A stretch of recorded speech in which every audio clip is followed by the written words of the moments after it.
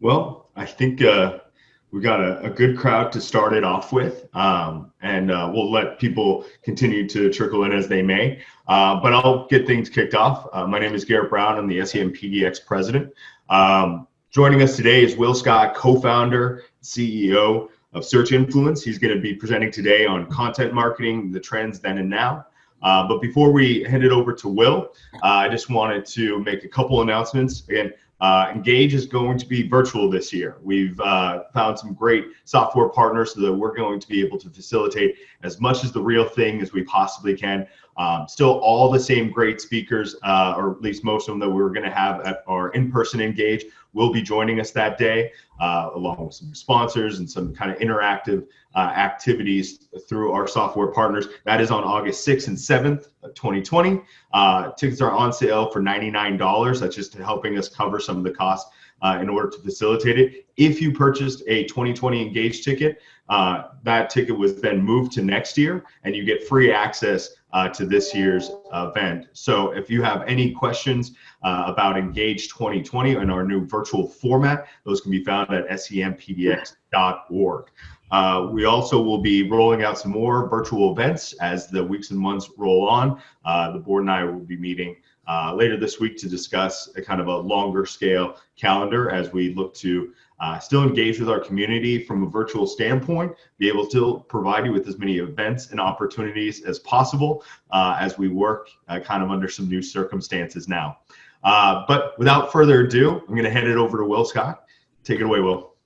Thank you. I want to say thanks particularly to Todd Mintz, who invited me, who has often been the starting point for me with Engage and with whatever we called Engage previously, and to the SEMpdx board for inviting me to come do this.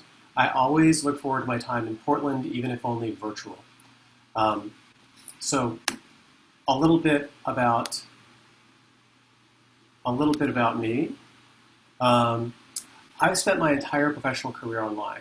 I put my first website online in 1994, and with my wife Angie, I started Search Influence a little over 14 years ago.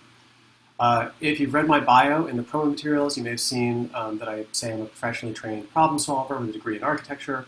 What it doesn't say is that as a former Marine, I'm also a professionally trained killer, so you've got that. Search Influence does a lot of stuff, has a lot of accolades. I'm skipping that. And I want to talk about what it is that we're going to talk about today. We're going to talk about the trends that were sort of identified as opportunities prior to COVID in content marketing, what's current and potentially evergreen, and then a little bit of what's emerging and future opportunity. And then finally, I want to work with you all to sort of do a little bit of crystal ball gazing, because one of the things that I really value about the SEMpdx membership and audience is that I know you guys are super smart marketers, and I'd love to, to the extent we can, do a little bit of kind of like virtual brainstorming if we can make that work. So without further ado, I'm going to talk about some of the things that we saw in, starting my timer, some of the things that we saw in some research that we did not too long ago. So having come of age in the 80s and 90s, I have a few associations with the New World Order. There's George Bush, and there's ministry. So a little more Will Scott trivia. I actually went to boot camp about 4 days after Iraq invaded Kuwait in 1990. There was no correlation, I swear. In the New World Order of content marketing, I got an itch about the turn of the year to do a deep dive on all of the predictions of content marketing for 2020. I, of course, didn't get around to publishing this until March. So, yeah, I know. Good timing. Do check it out if you got a chance. I got some good input initially from friends on Twitter, and then consumed a ton of other people's content thanks to our friends at Google. And there were some highlights that I found interesting, some of which are going to be relevant today and into the future, I'm sure. The things that appeared to be sort of identified as coming trends in that research were video, conversational content, ideas about quality content, podcasts, influencers and authority, user-generated content, and of course, content reuse. So I think we all know video gets results. So particularly on YouTube, video has been offering huge opportunities for creators and advertisers. But now, with so many of us working remote, video is exploding even more. Nielsen, who we all know as the TV ratings folks, predicted that with so many consumers being homebound, we might see an increase in 60% of the amount of time spent watching video globally. And I think that's being borne out. It was already a huge focus for marketers and advertisers and prior to the pandemic, so it's especially noteworthy. When used in advertising and marketing, video was producing some of the highest engagement rates and often the best advertising results. Thinking about conversational content, I think this is much more poignant now than it was, but everybody's looking for human engagement, except for the occasional psychopath. But now, with such an increase in isolation, there's a much greater yearning for connections of any kind. I think it's shown out in kind of a stark example when you look at the increase in the number of webinars. The number of webinars from March compared to January was like 50% higher in the B2B space. So to me, this is a clear indication of the growing need for interaction of any kind. As far as what kind of content one needs to produce, it's no longer good enough to just produce tons and tons of content. We actually had a relationship for a while with a big national marketing company where back around 2009, 2010, we were producing as many as 12,000 pages of website copy a month. That does not necessarily lend itself to quality. So in my original post reviewing the content marketing predictions, quality was a big factor. It was first mentioned by Matt Siltala, who many of you know, if only because of his beard, and then backed up by a number of the other articles. So, what's your content for? For many in the SEO world, content has two major reasons for being. One is links, i.e. getting them, and the other is ranking and quality signals, right? Now, there's also humans that are probably somewhat important for your content creation. But if you look at the predictions, and one of those that I looked at was a video that Ross Hudgens had put together, in which he asserted that links are no longer enough to prop up bad content. So, if you're representing your brand, do you want high quality content that's going to automatically get links, that's going to be sort of link worthy, or do you want to just pump out the thousands of pages that we used to in the old days? And believe it or not, and I have to say this because I think that we all are outside the norm, podcasts are still an emerging trend. Since we marketers don't necessarily represent the rest of society, I wanted to share some data, which is that only 55% of Americans over the age of 12 have listened to podcasts. And only 24% of Americans over the age of 12 listened to a podcast in the last week. So it's not too late to start a podcast. And as many podcasts as there are now, there's still a market for new listeners. As the human herd, we've always looked for examples of how to behave in society, right? So if you want to know who has influence, it's a simple question. Who do you listen to? Business Insider had a great piece, which I'll link in. I'm going to take this and put it into another blog post, and I'll share that back out with all of these links, as well as the slides for anybody who's interested. But Business Insider did a great piece on the impact on the influencer economy. And there are some predictions that suggest that near term, there could be as much as a 25% dip in sponsored post costs. A lot of influencers who were previously getting paid or getting trade are now having to subsidize their work with sales of merchandise, subscriptions, and e-commerce. And we have historically worked a lot in the travel and tourism space, and this is a place where you can imagine influencers having a really hard time actually getting their message out. So the takeaway for us, I think, is if you've thought about influencer marketing, you may find it's more affordable now with the decrease in travel and tourism dollars. And if there are those influencers who have an audience that seems appropriate, now may be a good time to take advantage of that. But the outlier, interestingly, in the influencer space was that fitness influencers are doing quite well. Something to think about, though, and I think that this is particularly interesting in the context of influencers, is that the way that we as a society are moving is making certain things more risky. For instance, there was a story about a K-pop band, Blackpink, who had to edit a recent music video because they had used the Hindu god Ganesha, and it was offensive to some of their listeners. And the great news is that they were responsive and made the change quickly.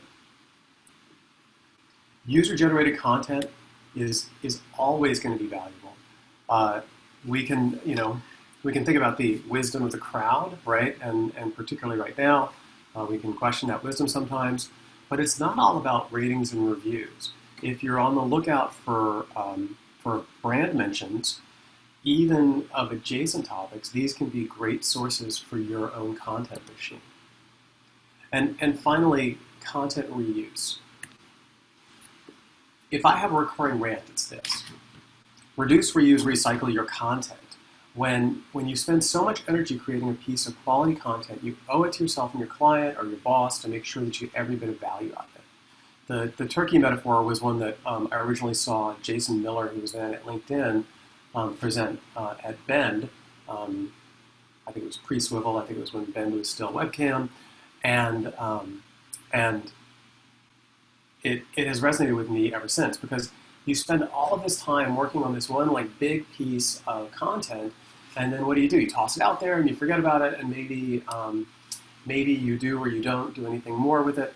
But when we think about really anything, let's take, for example, the idea of an infographic, right? If you don't set it up in such a way that you can slice and dice and reuse that content, then you're missing out on a lot of opportunity. One of the clients who is on our content platform, Upscribed, actually had us create a handful of blog posts that were solely intended to be distributed to other sites to promote an infographic that they had created, which I thought was a brilliant use of the platform, because you've got all of the background information you need right there in the infographic, and now it's a matter of referencing it as a way to drive traffic. So, what now? The one thing that we don't want to do is go dark. Marketers learned some really valuable lessons in the post-2008 recession. As an aside, when did this become the Great Recession? I didn't hear that phrase at all until the last few months, that this was the Great Recession. I think that things just want to be great, right? Does anybody else, you all can, when we get to the Q&A, somebody can tell me, or maybe pop into the comments, whether or not this was a thing pre-COVID, or if we're just looking for something to liken it to. So there's a clear cost of disengagement, and I think that there's thankfully we're a few months in, right? So hopefully we've gotten a little bit past the initial anxiety and kind of freezing, right? We always talk about fight or flight, and some people replace add on another F, but really another one is freeze. And I think that initially there was a propensity on a lot of marketers' parts to freeze, but data that came out of Kantar Media suggested that you could really lose out if you stopped advertising altogether, if you stopped putting content out there. And of course, it's really important to make sure that you're reflective of the time in which you're producing, but their data suggested that if there was a 100% cut in marketing spend, that you could expect to see a 13% loss in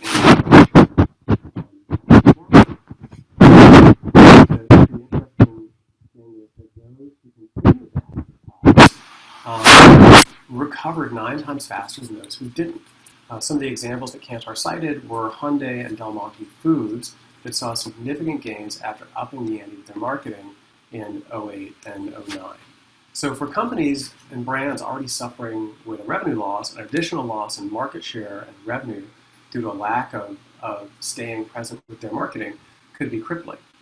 So all of the data from 2008 and any modeling for the current situation points to the same direction. The net effect of 6 months or more not advertising can be really drastic to brand health.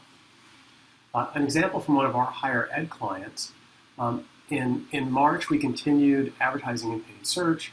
Google paid search saw its lowest CPL since 2017. So I'm sure you all have seen some of this too.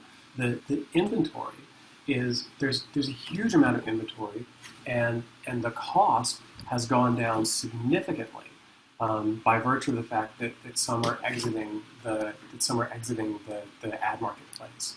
So with fewer people searching, we saw, and again, this is higher ed, right? So there's a lot of opportunity because of the ways that people are thinking about education going forward, for us to be present in the marketplace in an appropriate way. But with the fewer people searching, there's a much higher intent. So we actually saw an increase in conversion rates as well. As we started to see a decline in paid search, we moved some ad budget over to Facebook, and we still hit our lead volume goal and reduced the cost per lead by 14%. So simultaneously, even though we were spending less on Google, we paid less per click and less per lead on that platform too. So here's what we don't do, right? We don't stop, because I think that's the best way to assure kind of death of our programs and death of our brands. The thing that we need to think about is what's actually going to continue to work for us. So you'll notice that if you compare this to the beginning slide of what was trending for 2020, the only thing that I took out of here is the idea of quality content. And I'm not saying that quality doesn't matter anymore, but I think it's worth thinking about production value. In the current world, at least in the US, I believe too high a production value could be perceived as tone deaf, right? I have this fancy branded Zoom background, but if I turned it off, you would see, my bike and an exercise ball in the background. And I think that that's the way a lot of us are presently living our lives.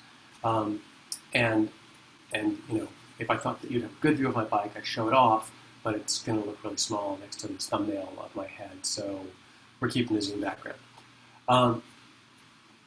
And I hope that content reuse is as obvious to you all as it is to me. In addition to being pragmatic, it supports the fact that we don't know how we're connected, just that we are connected, right? And that is, as brands and marketers to customers or prospective customers, we don't know how we're connected to them. We may not all be on, Forbes or Refinery 29 or LinkedIn or TikTok even, but if a message is worth sharing, it's worth formatting and placing appropriately to the platform. And I'm going to continue to kind of harp on this idea, but I do believe that now more than ever, it's important for us to really consider, is it the right message to the right audience in the right time? And what are ways that we could be perceived poorly? Going back to the Blackpink example, where they did a great job. They may have been a little bit inconsiderate of the concerns of some of their fans on the front end, but because they do have a great relationship with their fans, as soon as they made an adjustment, they were able to recover pretty quickly. So what's coming in the future? And this is where, in a minute, I'm gonna hope that we can open this up, because I want to hear from other folks what they think are working now, and see if we can't get a little group collaboration going here, which you'll notice is one of the future opportunities. Zoom backgrounds. Okay, I'm just kidding. But Tulane University has been putting out some great Zoom backgrounds that actually have been driving a fair amount of engagement. And it is scenes like this which are why I live in New Orleans. Um, it's it's it's I think really interesting, and this is going to be even more interesting come the fall. And I have a high school senior who, or a rising freshman, who's going to be going to Colorado State in the fall, and I'm really interested in how they're going to manage to maintain that level of engagement if it turns out that those students aren't able to come to campus. Or in the case of my son, where it appears that he may have one in-person class and everything else is going to be online, so it's going to be, at least he'll be in a much cooler place, both literally and figuratively, in Colorado than here.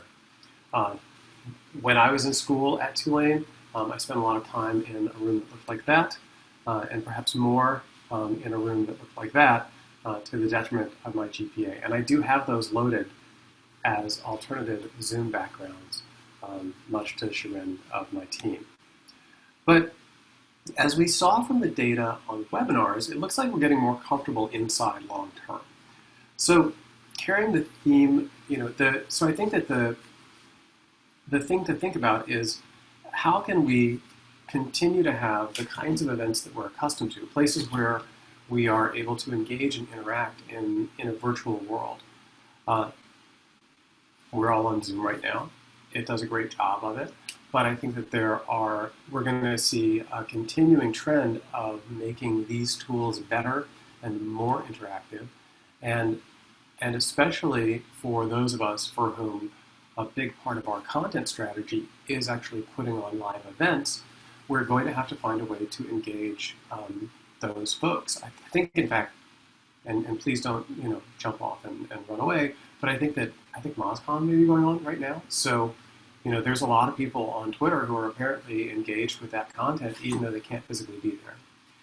And while Moz may be a more a more sort of aspirational brand for some folks, I don't see any reason why you can't be doing educational events. Let's say that you market hospitals and healthcare, for instance. There's no reason that you can't be using these same tools to start to touch patients ahead of the the opportunity to come back into your buildings. In fact, one of our clients here in New Orleans, they are in they do primarily breast cancer reconstruction, and they have seen their highest lead volume ever. I mean, like literally ever in the last couple of months, to the point that because they couldn't bring people in for consultations, they added staff who were not physicians to be able to do the kind of pre-screening and education that they are accustomed to doing on site in their practice. And so now what we hope to see is that all of that work, as we start to open up a little bit more, and please, let's hope that we can finally get everybody convinced of the things that they need to do in order for us to be able to open up more. But we're hopeful that all of that interaction is going to ultimately lead to more patients getting the kind of care that they need with these doctors who are so brilliant. Carrying the theme of personalization and authenticity, formerly audio-only programs are going to live video. So a great example is a radio show that my wife listens to every day. It's out of Dallas. It's the Kid Craddock Show, and they're fun and engaging. I probably choose NPR, but whatever. But they're now broadcasting video on Zoom, and I swear to you, early in the morning, as we're prepping for our early mornings, and we share an office here at the house, I will look over and she'll be doing financials and have these 6 folks down in the bottom right of her screen as she's doing that work. And I believe that the listeners that they've had are getting a more sort of real and direct experience with those broadcasters than they had in the past. Now, influencer marketing may be facing a bit of a hurdle but there's still a lot of opportunity for some great collaboration between and among brands and creators. We've been spending some time on webinars from a company, SharpSpring, who, we don't use their products, but one of the things that they were really smart to do is to reach out to folks who are influencers in the marketing industry and put on some really good webinars. So I think that as we look more for these opportunities for collaboration that can be virtual, that can be delivered both synchronously and asynchronously, we're going to find a lot of really interesting opportunities. And finally, I think we're all going to have to be a lot more cognizant of words and behavior. There's a lot more trauma in the world now, and we've all been more exposed to that, which was already there over the last couple of months, and for that reason, among many others, I think that the single greatest skill that any content marketer can have now and into the future is empathy. Without it, there's no way that we can appropriately tune the messages of our clients to interact with the customers whom they would like to serve. Or as the women's artist Dr. Bob says, be nice or leave. I gave one of his signs to my sister-in-law who lives on Long Island, and she couldn't help but take it personally, I'm sad to say. So, with that, I want us to do a little bit of collaborative crystal ball gazing. I intentionally kept this short because I thought that it would be so much more interesting to try to get all of you smart folks involved. And the first question that I would have is, what are opportunities that we have right now in either amplifying some of those that I presented or in your own work that you think weren't there previously? And how can we as marketers start to take advantage of them in appropriate ways for our brands? That would be my first question. What are the new opportunities that we didn't have before?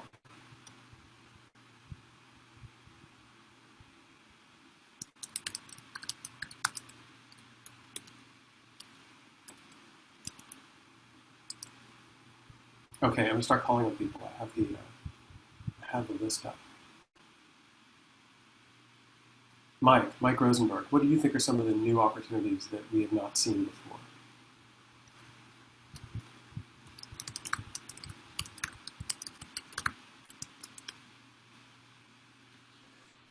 Well, I would say one of the things that we could is that, folks are much more comfortable on video now.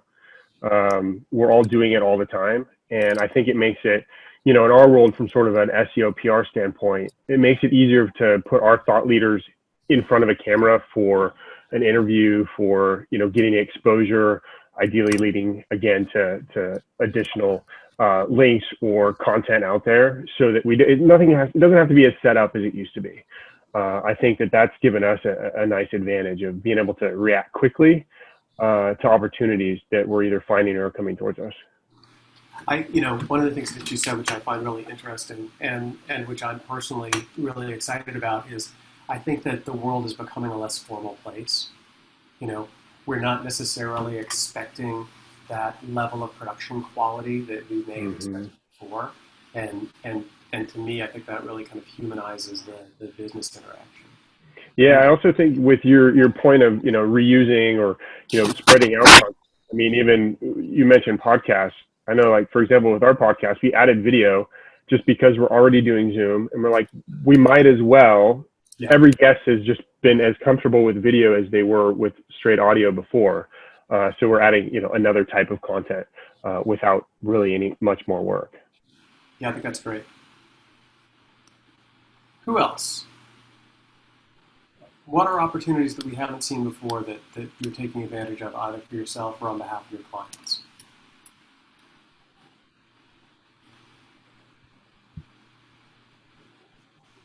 I think one of the things I've been finding is I think people are just generally easier to access now. I think that there was a lot of the day-to-day distractions that would kind of bog down time. It was one meeting room to the next. And what I found a lot with my clients recently is people are getting more comfortable with Slack, with the video calls. People are more accessible. I think kind of hours are starting to loosen up throughout the day because you don't have to be at your desk at 8:30 and leave it by 5.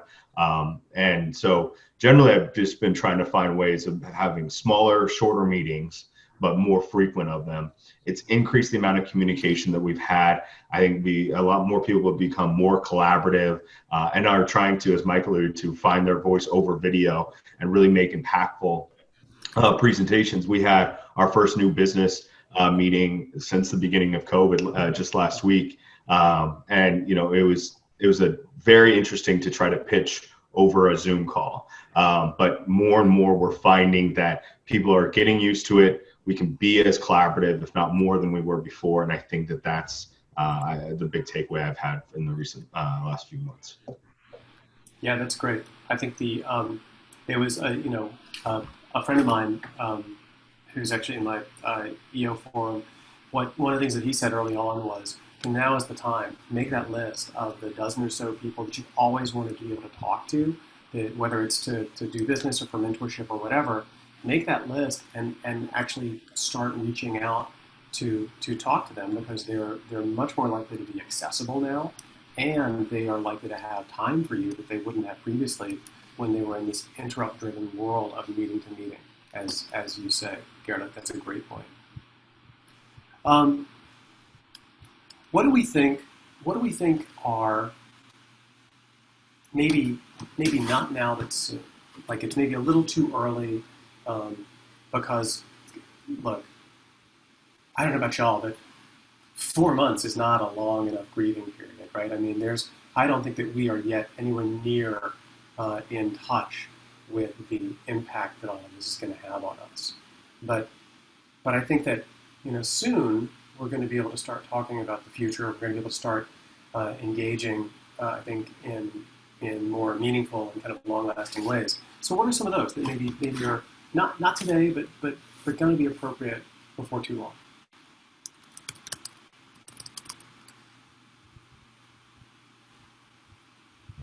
Okay, I'm calling on somebody else. Scott Henderson. What do you think? I think I shouldn't have answered the phone early, about 10 minutes ago, which got me distracted.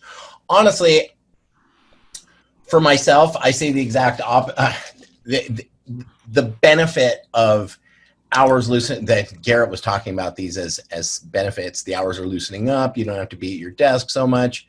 I'm finding that for me, I feel personally obligated, and this may not answer your actual question, which I claim I honestly didn't hear, but I feel personally obligated to answer emails in the evenings and during the day and on weekends, and literally never have a life, because everybody knows you're ignoring it if you don't answer. I mean, it's horrible. Yeah, no, you're reminding me that I need to get back to Mark Knowles on something. Yeah, you must have seen it, because you always have your phone and you have no office to go to. And I just feel this, like I don't ignore clients anymore ever until Monday. And not that I always have. I've always kind of been a 7-day-a-week guy, but more so now than ever, and I feel obligated. So what do you think? I think that's definitely an interesting challenge for all of us. But what do you think, from where we are today, what do you think are some of the opportunities that may be coming down the pike that maybe it's a little too early for? Like right now you're feeling that pressure of people knowing that you're available, right? And so my question is, once that's eased up a little bit, what sort of opportunities do you think we have as marketers when we're starting to get a little bit more comfortable with where we are, when we've gotten the analogy I used was when we've gotten past the grief, right? When we've figured out what this really looks like long term. I think from an educational standpoint, it's an opportunity to teach some of my clients to do some things for themselves. No offense to big agencies, but I think a lot of stuff can be self-managed by, my average client is very small, very poor, barely hanging on by a thread, as opposed to the maybe 1/4 to 1/3 of larger enterprise people who have teams and staffs. I deal with a lot of small businesses. So for me, an educational opportunity, podcasting, putting out media where you're on camera. I've never been comfortable on camera. And speaking at anything from PubCon to SearchFest, I sweat and stutter, and it just gives me shivers thinking about it. But I see that as an opportunity, and you kind of have to progress that way into those markets, into those genres of advertising, and so probably for me, video and technology are my biggest opportunities in educating the clients. It's really interesting. So what do we do for the introverts, right? I mean, because this is a real concern to me, is that we have a lot of folks who are, we have a lot of folks who are not comfortable and who haven't been able to get over their discomfort. Because Scott, I've seen you speak, and I think you're great, and I think that you do just fine on camera, but it's not necessarily for everybody. Before we answer that question, I want to go to Marianne, who had her Zoom hand up. That's a really great feature. I like that. Marianne. Thank you. I want to follow up with Scott's answer a little bit. And again, Scott, you are great. You've spoken at the WordPress meetup. You have no trouble speaking in public, and you're great on camera, so don't worry about that. I also encourage you to turn your computer off on Friday night and turn it on again Monday morning. And I actually am working less on weekends now, because I realized I was going to work 7 days a week if I didn't do that. So I'm retraining my clients.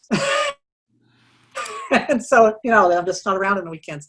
But I wanted to go back to the original question, which was, what do we see coming down the pike 6 months from now, a year from now?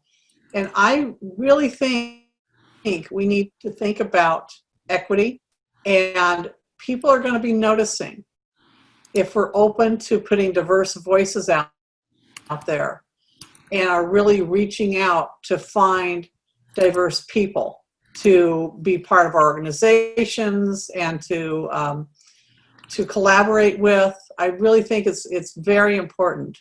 And this is I see it as a change in America, and it's a good change. We had the civil rights movement back in the 60s, and it went pretty far. It didn't go as far as it needed to. And now we're in a new kind of civil rights movement, and yes, there's a lot of unrest and vandalism and blah, blah, blah. But there's going to be some changes in the justice system, I believe, and how we look at things. I think that really reaching out, but there's a lot of established racism, and we don't recognize it. I'll give you an example from here in Portland. The Portland Educators Association, it's a union, hired an African-American woman teacher to spend a year and write a report on how they could reach out better to the minority community in Portland public schools and do a better job teaching Black kids and Latino kids, etc. She did an extensive report with lots of detail, lots of public input. Went and interviewed teachers across the school district and about their experiences as minorities teaching in the public schools. And the union got a hold of the report because she turned it into them. And they're shelving it. And they're shelving it because they didn't really like everything she said in there. And of course, the report got released anyway by her, and she's going to be working as a principal in the Park Rose School District. But the point is, you can't shelve that. If your minority teachers are saying that other teachers come up to them and want them to ask minority students to join their clubs. You know, if your minority teachers are saying that other teachers ask them about their religion and then criticize something about their religion, that's an unwelcoming thing and really not appropriate, you know. I think we've all got a lot of education to do, and it's clear that it needs to be to a great extent self-education, because it's not fair of us to put the demands of making us better, better equitable citizens on those who've been who've been in the position of needing us to be better. You know, it's an interesting challenge, because there is I think too little even recognition globally of what the problem is, and thankfully I agree with you. The last couple of months have done a really good job, I think, of making a lot of us more aware of exactly how bad it is. And I too am hopeful, but it'll be interesting to see how sticky it is. Right. So anyway, that's what I had to share. Just, I think, really thinking about your organization and who you collaborate with and who you reach out to, and so. Yeah, really good point. What else? Who else has ideas about what's coming? What's next? Todd, I know you're a consummate consumer of the internet. You know, what does the internet tell you about this?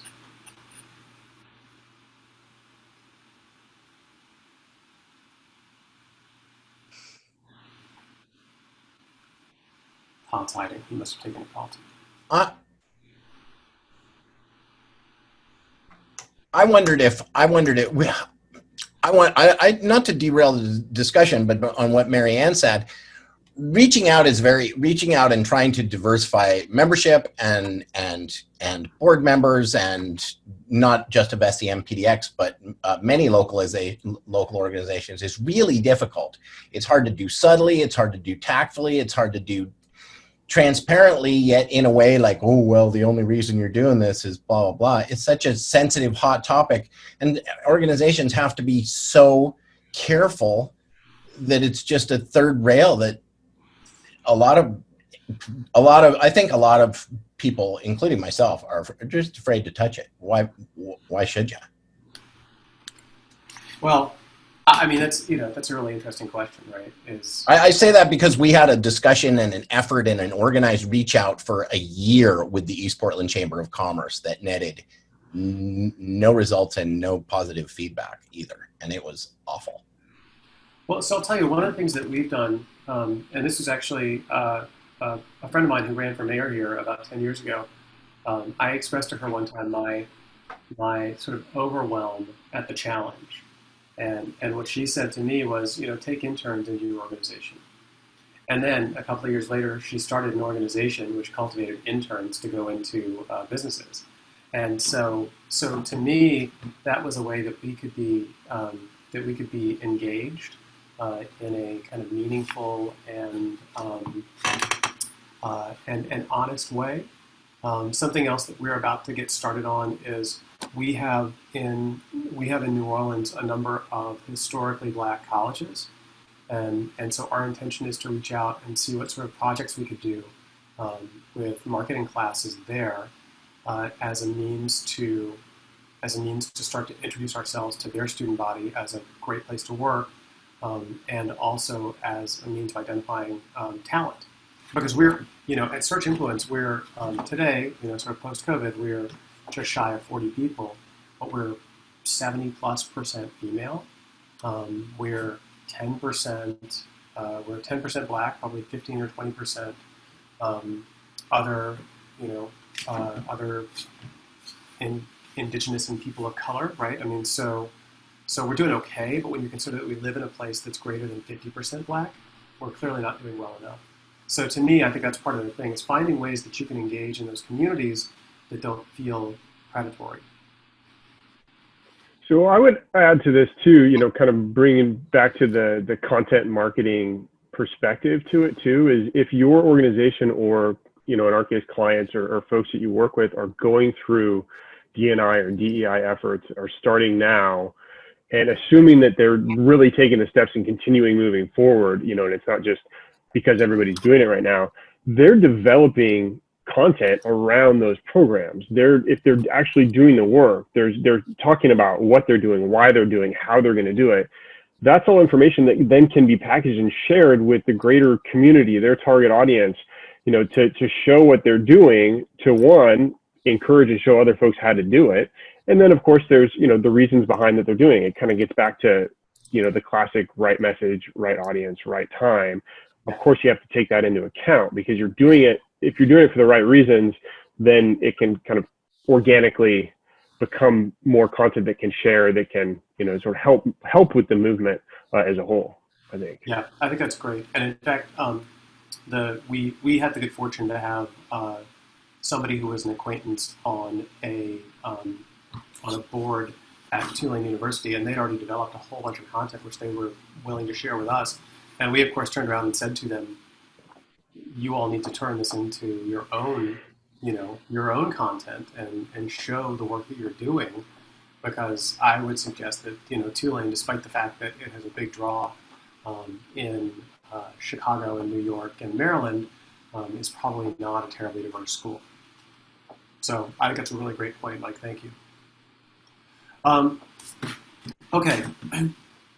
You know, we're at 10 minutes until the top of the hour, and I don't want to keep you all beyond your allotted time. I want to say again, you know, thank you for having invited me, and I just want to leave, you know, with a few takeaways.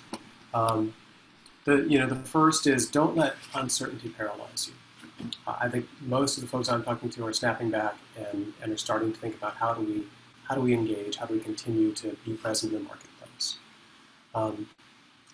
To this discussion, now more than ever, consider your tone, right? Think about the messaging and the way that you're presenting that message and whether or not it's going to be appropriate. No one knows what's next. And I think we thought we were on a pretty good trajectory, and then it turns out that perhaps we weren't. And then finally, start with empathy.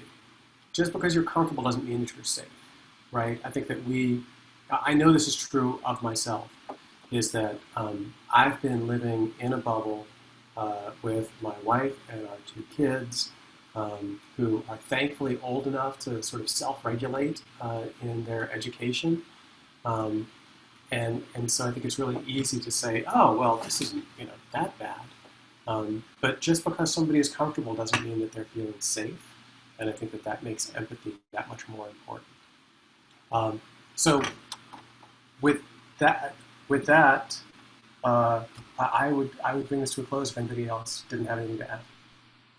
Thank you so much, Will. I really appreciate you and your time and your presentation. I thought a great presentation today. And for everyone who joined us today, again, we'll be having more and more virtual events throughout the rest of the summer. And of course, again, we have a virtual Engage event this August 6th and 7th. Tickets are on sale now at SEMpdx.org. Thank you again to Will and to everyone who joined. Have a great rest of your day.